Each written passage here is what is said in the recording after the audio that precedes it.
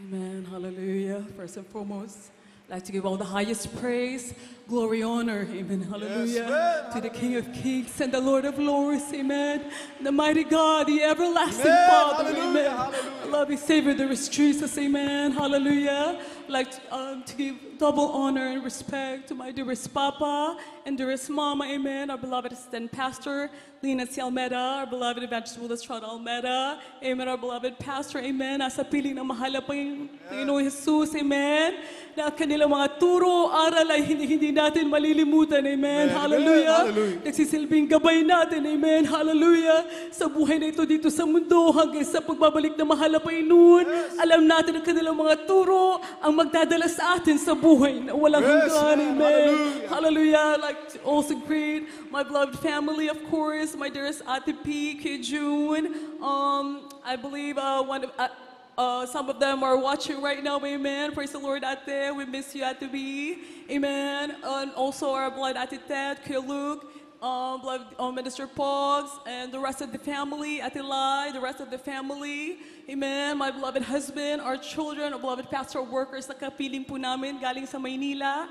And of course, the beloved ates and kuyas dito sa dako ng Cebu City. Amen. Beloved pastoral workers. Amen. Sa pauna ng beloved Ate Pasit, beloved Kuya Neil, beloved Kuya Richard, Kuya Joshua. Amen. All the beloved pastoral workers, all the beloved elders of the church. Amen. Pagpalay kayo ng mahal na Panginoon, ang mga manunugtog. Amen. Mga awit. Our beloved volunteers, higher group, amen, hallelujah. Lahat ng inyong ginagawa, amen, ay nakikita na ating mahal na Panginoong Jesus. Ang lahat ng ating ginagawa na mula sa ating puso, amen. Alam ng mahal na Panginoon, our beloved brethren, and of all of you po, our beloved brethren, at aming mga minamahal ng mga kapatiran, mga baguhan, pagpalain po kayo ng mahal na Panginoon. It is so good to see all of you po, amen. I believe it has been 3 years since we were last here. At talagang minsan po sa sobrang bilis po, pinapabilis ang mahal po yun ng panahon. Minsan magtataka ka na 3 years ago na pala yun, mula nang nakita-kita po tayo. And in all those years, na 3 years po, napakarami na pong nangyari. At isa doon, one of the biggest trials or losses po sa buhay natin bilang Kristiyano, ang pag-listen po natin, beloved pastor, amen, hallelujah. Ngunit alam natin, nandiyan ang mahal na Panginoon patuloy na nag-comfort sa ating lahat, amen. One of the beloved ates actually was speaking to me the other day. Pagdating po namin dito sa dako ng Cebu, we thank our loving God, amen, na napakaganda po ng panahon nang umalis po kami sa dako ng Maynila. Nandyan po nasabi, may bagyo daw na parating. Ngunit napakaganda po ng flight namin, napakaganda po ng weather, amen, hallelujah. Through the leading prayers of our beloved pastor, nandyan napakapayapa po, amen. Although nung nag-land po kami dito yesterday sa Cebu, hindi po, one of talagang matatanda ako, hindi po maganda yung landing niya. Parang kala po namin talagang liliko yung eroplano namin. Sabi po, babae daw po yung driver. Sabi ko, nagja-drive ako, pero ganun ba ako? Yung piloto, babae daw. Sabi ko, ay kaya siguro ganun. Kasi mga kuyas talaga, ang mga brothers talaga, mga men na piloto, talagang magagaling talaga sila sa mga landing ng mga aeroplano, from my experience po. And then I found out na female daw yung piloto, pero I thank our loving God na talagang nandiyan pa rin po pag-iingat na mahal na Panginoon. Although rough po yung landing namin, talagang sabi ko nga parang nag-skid po yung aeroplano, talagang paliko po, kaya grabe po talaga ang pagkas-out namin. Kasi si baby Eva po, she's 1 year old, pinaupo po namin sa upuan, although naka-seatbelt siya, tas hawak po namin siya ni Phil, tsaka kami po dalawa. At talaga nandyan po talaga grabing cast-out namin in Jesus' name. Hallelujah, hallelujah. Aba kami naglaland. Although sabi nga ng dearest mama, naalala ko po every time nalilipad kami, papunta sa iba't ibang lugar po with dearest papa and mama, lagi po talagang hawak ang Biblia, lagi nananalangin. At lalo na po sa take-off and landing, dahil sabi po ng mommy, isa po talaga sa pinaka-dangerous po talaga yung pa-take-off and pa-landing. Kaya grabe po pananalangin ng dearest papa and mama sa bawat lilipad na aeroplano. Kung nagbibiyahe man sa daan, andyan na pananalangin. Bawat minuto nananalangin sa mahal na Panginoon sa pag-iingat po sa ating lahat. Amen. Hallelujah. Amen. Kaya we are living in answered prayers dahil may mga naunang nanalangin na nagtapat sa mahal na Panginoon na tao ng Diyos. Mga tao ng Diyos na nagturo sa atin paano umibig, maging tapat sa ating paglakad sa mahal na Panginoon. Amen. When one of the beloved ates told me, kasi nag-take po kami ng break after po na dumating kami galing Maynila, mga siguro 30 minutes lamang po tulog namin mula nung overnight prayer po sa Manila dahil nakauwi po kami past 3 in the morning at flight po namin umaga din. So nag-impake po kami. And then ilang minutes lang natulog. We had to hurry na po sa airport. Wala po kami tulog nung dumating dito, kaya it was a blessing po na nag-treat po mga ate na makakain kami. At dyan sabi po ng isa sa mga ates, please try, request lang namin, speak to the beloved brethren, encourage them, kasi mula nang nawala ang ating beloved pastor, nandiyan syempre nandiyan ang lungkot. Sabi ko, ate, as we can see, sa iba't ibang lugar, na may gawain ng mahal na Panginoon, kami ang nai-encourage sa pananampalataya na pinapakita ng bawat mananampalataya. Nakikita namin na lalo pang umiigtingan yung pag-ibig sa mahal na Panginoon. At ang bawat himala ay nagpapatuloy sa bawat ministeryo ng Jesus Miracle Crusade. Bawat outreaches, nandyan ang himala, amen. Ang pagbabago ng buhay ay patuloy na ating nakikita. Amen. Patunay lamang na ating mahal na Panginoon ay kapiling natin sa bawat oras. Amen. Hallelujah. Ang sabi ng iba, wala na, beloved pastor, paano na sino mananalangin sa atin? Sabi ng mami, years ago, 2004, late 2003, before po mag-2004, dahil kinuha na mahal na Panginoon ating beloved assistant pastor, January 24, 2004. Nandiyan sabi po ng Diyos Mama, mga anak, that time, wala namang idea ang Diyos Mama na mauna ang Diyos Mama and Papa, ngunit mahina po ang Diyos Mama that time. But Diyos Mama was praying na makarecover pa po. Sabi ng Diyos Mama, mga anak, pag kami ay kukunin na ng mahal na Panginoon ng inyong Papa, Diyos Papa, ibig sabihin lamang doon, handa na kayong tumayo sa inyong mga pananampalataya. Hallelujah. And 20 years later, tsaka pala mo po kinuha ng mahal po ng Diyos Papa.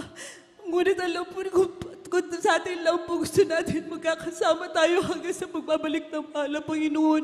Ngunit iba pong plano ng mahal na Panginoon. Ngunit nandyan, hindi tayo pinabayaan ng ating mahal na Panginoon. Tayo hinubog sa salita ng mahal na Panginoon. Natuto tayo lahat paano manikluhod, manalangin at sumampalataya sa buhay na Diyos. Hallelujah, hallelujah, hallelujah. Kaya, wala tayong magagawa kundi magpasalamat, hallelujah. At iaalay ang ating buong buhay sa mahal na Panginoon, hallelujah, hallelujah. Sabi ko, ate, there is no need to encourage the brethren dahil sila'y umugat na sa pananampalataya. Hallelujah, hallelujah.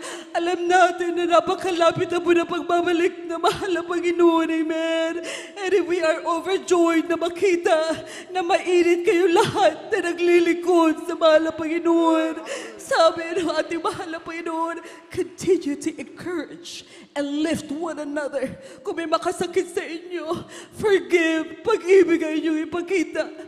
One time, sa pastoral house, na nagsisimula pa lang banal na gawain ng mai-assign po ng beloved workers, beloved preachers, outreach. Nagtanong po ang isang kuya na ito, beloved kuya sa Diyos Papa, mahal na pastor, ano po ang mga dapat kong gawin? Nanghingi po siya ng bilin in how to prepare para po mga beloved brethren po sa pupuntahan niyang probinsya. Akala niya maraming sasabihin ng Diyos Papa, so naka-ready siguro siya i-take down yung mga sabihin ng Diyos Papa. Ang sabi ng Diyos Papa, 3 lamang. Pag-ibig, pag-ibig, pag-ibig. Hallelujah.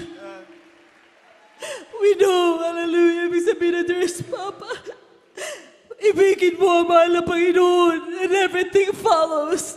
Nandiyan na magiging pag-ibig mo sa iyong kapwa. Kayong kapwa kabatiran, kapwa manggagawa. Pag mahal mo ang mahal ng Panginoon, mahal mo ang kung sino ang mahal ng Panginoon. And you will hate what the Lord hates. You will love what the Lord loves. Amen. Hallelujah. Kaya nang binili niyo ng Dearest Papa, naintindihan ang beloved workers. Anong ibig sabihin ng ating mahal na pastor? The anti-prophet of our loving God. If you love the Lord with all your heart and with all your soul, pagpapalain ka ng mahal na Panginoon, ang iyong buhay ay magiging pagpapala sa kung sino mang makakakita at makakausap at makakarinig sa iyo. Siya ay magiging pagpapala. Amen. Hallelujah. At siya ay pagpapalain ng mahal na Panginoon. So we thank our loving God for the blessed lives of our dearest Papa and Mama. Amen. Hallelujah. Because of their teachings and preachings. Ang kanilang mga pag-aayuno, pananalangin, tayo ay may buhay na walang hanggan na naghihintay sa langit. Higit sa lahat dahil sa buhay na ibinigay ng mahal na Panginoon para sa ating kaligtasan. We are heirs of eternal life. Amen. Yes, hallelujah. We love you all, our beloved brethren, but our dearest Jesus loves you more. Amen. Hallelujah. Hallelujah. I give our loving God all the glory. All the glory and the highest praise, hallelujah, belongs to our loving Savior, the rest Jesus, amen. Pinasalamatan ko rin po sa mahal na Panginoon very quickly. A year ago, I gave birth po. A year and 3 months ago, ako po yung nanganak kay baby Evangelina, amen, hallelujah. Sa pag-iingat na mahal na Panginoon, na dyan hindi man po naging madali ang aking panganganak a year ago. Ngunit na dyan po ang prayer ng dearest Papa and Mama, amen, na gumabay po sa akin all throughout my pregnancy hanggang sa ako'y mga anak, amen. Yung mga naranasan ko po during my pregnancy, never ko pong naranasan sa previous pregnancies ko po. Nandiyan po iba't ibang klase po ng condition ang napagdaanan ko. Isa lamang po ang aking binitiwan na pananampalataya na tinuro sa atin ang beloved Pastor and our beloved assistant pastor, Dearest Mama and Papa. Nandyan kahit nasa bigit ng kamatayan, only the name of the Lord ang iyong tatawagin. Wala tayong ibang tatawag kundi ang pangalan ng mahal na Panginoon, amen. Wala kang ibang sasampalatayanan kundi ang pangalan ng ating pinakamamalang Panginoon, amen. Hallelujah. We thank our loving God, amen, for the good health of our children, amen. Kagabi lamang po, napakaliksi ni Gavin nung dumating kami from Manila and then Cebu. Napakaliksi niya po hanggang sa makarating po kami sa amin tinutuluyan. Nagulat po kami kinagabihan, bigla pong uminit po ang kanyang temperature. Napakataas po, napakainit niya po, namumula po yung tenga niya. Nagulat kami dahil wala po siyang ubo or anything. Tapos sabi namin, ba't biglang uminit tong batang to? May fever na po siya. Nandiyan po talaga na, ang ginawa ko, nagtaas po ako ng kamay, amen. Nireview ko po ang demonyo ng sakit na yan, amen. And I said, blood of Jesus, sabi ko, Gavin, sumigaw ka, hallelujah, praise the Lord. You say, in Jesus' name, be healed. Andiyan po, just seconds lamang po, naramdaman ko po bumababa ang kanyang body temperature. Hindi pa ako nagsasalita. Gusto ko po maramdaman din ni Gavin. Tapos sabi niya, Mommy, it's gone. Nagulat. Andiyan po talaga, sabi ko, pala pa yun, totoo kang tunay sa ministerong ito. Yes, although the whole night, medyo, nandiyan po very slight, light po yung kanyang, yung temperature niya, medyo warm. Ngunit this morning, when he woke up, wala na po siyang sakit, amen. Kaya nakaawit din po siya with the beloved children's choir. Kaya lahat po na po sa salamat, amen, pagdadakila, ay tangi sa pangalan ng ating pinakamamahal na Pinoy Jesus po lamang, amen. Hallelujah, hallelujah. Amen, praise the Lord. Palakpakan po natin ang ating pinakamamahal na Panginoon. Praise God, hallelujah. Muli kami nagpapaabot ng aming dakilang pasasalamat, pagsamba sa ating pinakamamahal na Panginoon, sa kanyang kabutihan, kadakilan sa ating mga minamahal. Kaya sa pagkakataon ito, mga minamahal, atin na po tinatawagan ng ating mga awit, kabilang po sa Jesus Finest Generation Choir, Cebu Outstation. Praise the Lord, hallelujah.